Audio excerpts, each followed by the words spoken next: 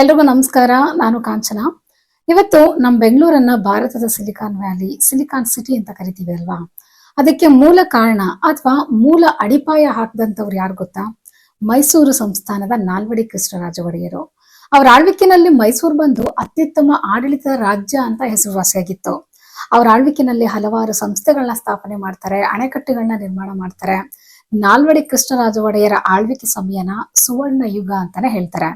So ಇವ್ರ ಕೊಡುಗೆಗಳೇನು, ಜನಗಳಿಗೆ ಏನೆಲ್ಲ ಅನುಕೂಲಗಳನ್ನ ಮಾಡ್ತಾರೆ, ಇದೆಲ್ಲದ್ರ ಬಗ್ಗೆ ಇವತ್ತಿನ ವಿಡಿಯೋನಲ್ಲೇ ತಿಳ್ಕೊಳ್ತಾ ಹೋಗೋಣ. ಅದಕ್ಕೂ ಮುಂಚೆ ಕಾಂಚನ ಚಾನಲ್ಗಿನ್ನೂ ಸಬ್ಸ್ಕ್ರೈಬ್ ಮಾಡ್ಕೊಂಡಿಲ್ಲ ಅಂತ ಅಂದ್ರೆ ಪ್ಲೀಸ್ ಸಬ್ಸ್ಕ್ರೈಬ್ ಮಾಡ್ಕೊಂಡು ಸಪೋರ್ಟ್ ಮಾಡಿ ಅಂತ ಹೇಳ್ತಾ ಇವತ್ತಿನ ವಿಡಿಯೋನಲ್ಲಿ ನಾಲ್ವಡಿ ಕೃಷ್ಣರಾಜ ಒಡೆಯರ್ ಬಗ್ಗೆ ತಿಳ್ಕೊಳ್ಳೋಣ. ತುಂಬಾ ಆಳವಾಗಿ ತಿಳ್ಕೊಳ್ಳೋದಕ್ಕಾಗಿಲ್ಲ ಅಂತ ಅಂದ್ರೂ ಸ್ವಲ್ಪ ಮಟ್ಟಿಗಾದ್ರೂ ಅವ್ರ ಬಗ್ಗೆ ತಿಳ್ಕೊಳ್ಳೋಣ ಬನ್ನಿ.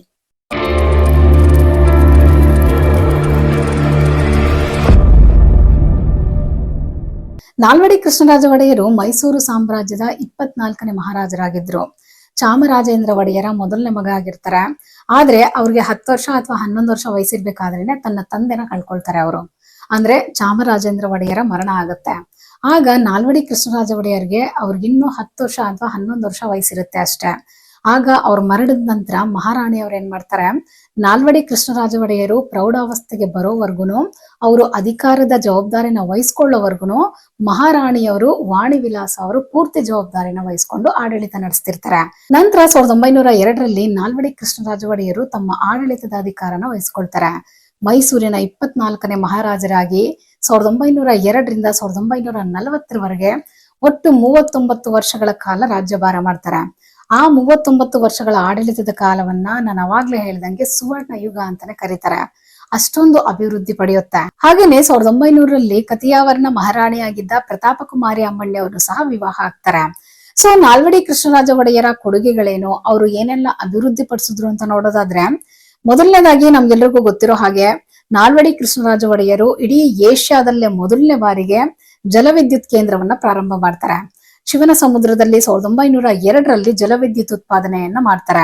ಹಾಗೇನೆ ಇಡೀ ಏಷ್ಯಾದಲ್ಲೇ ಮೊದಲನೇ ಬಾರಿಗೆ ಬೆಂಗಳೂರಿನಲ್ಲಿ ಬೀದಿ ದೀಪಗಳನ್ನ ಹಾಕಿಸ್ತಾರೆ. ಮಿಂಟೋ ಕಣ್ಣಿನ ಆಸ್ಪತ್ರೆಯನ್ನ ಸ್ಥಾಪನೆ ಮಾಡ್ತಾರೆ.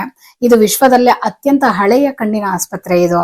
ಮತ್ತೆ ಬೇರೆ ದೇಶದಲ್ಲೆಲ್ಲ ಮಹಿಳೆಯರಿಗೆ ಮತದಾನ ಮಾಡೋ ಹಕ್ಕು ಸಿಕ್ಕೋದಕ್ಕೂ ಮುಂಚೆನೆ ಮೈಸೂರಿನಲ್ಲಿ ಮಹಿಳೆಯರಿಗೆ ಮತದಾನ ಮಾಡೋ ಹಕ್ಕನ್ನ ಕೊಡ್ತಾರೆ.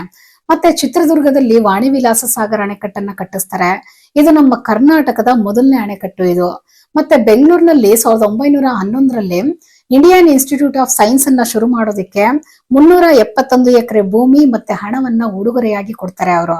ಮತ್ತೆ ಪ್ರತಿಯೊಬ್ಬರಿಗೂ ಪ್ರಾಥಮಿಕ ಶಿಕ್ಷಣ ಕಡ್ಡಾಯಗೊಳಿಸ್ತಾರೆ. ಜಾತಿ ತಾರತಮ್ಯ ಹೋಗ್ಬೇಕು ಅಂತೇಳಿ ಶಾಲೆಗಳಲ್ಲಿ ದಲಿತ ಮಕ್ಕಳುಗಳಿಗೆ ಅವಕಾಶ ಕೊಡ್ತಾರೆ. ಸ್ಟೇಟ್ ಬ್ಯಾಂಕ್ ಆಫ್ ಮೈಸೂರು ಸ್ಥಾಪನೆ ಮಾಡ್ತಾರೆ. ಬೆಂಗಳೂರು ಕೃಷಿ ವಿಶ್ವವಿದ್ಯಾಲಯ ಸ್ಥಾಪನೆ ಮಾಡ್ತಾರೆ. ಹಾಗೇನೆ ಕನ್ನಡ ಸಾಹಿತ್ಯ ಪರಿಷತ್ತು ಇವರ ಅವಧಿನಲ್ಲೇ ಸ್ಥಾಪನೆ ಆಗುತ್ತೆ. ಮತ್ತೆ ಮೈಸೂರು ವಿಶ್ವವಿದ್ಯಾಲಯ ಸ್ಥಾಪನೆ ಮಾಡ್ತಾರೆ. ಹಾಗೇನೆ Visvesvaraya university college of engineering, ಮತ್ತೆ ಮೈಸೂರಿನಲ್ಲಿ ಮಹಿಳೆಯರಿಗೋಸ್ಕರ ಮಹಾರಾಣಿ ಕಾಲೇಜು ಸ್ಥಾಪನೆ ಮಾಡ್ತಾರೆ. ಮತ್ತೆ ಶ್ರೀಗಂಧದ ಎಣ್ಣೆ ಕಾರ್ಖಾನೆ ಸ್ಥಾಪನೆ ಮಾಡ್ತಾರೆ.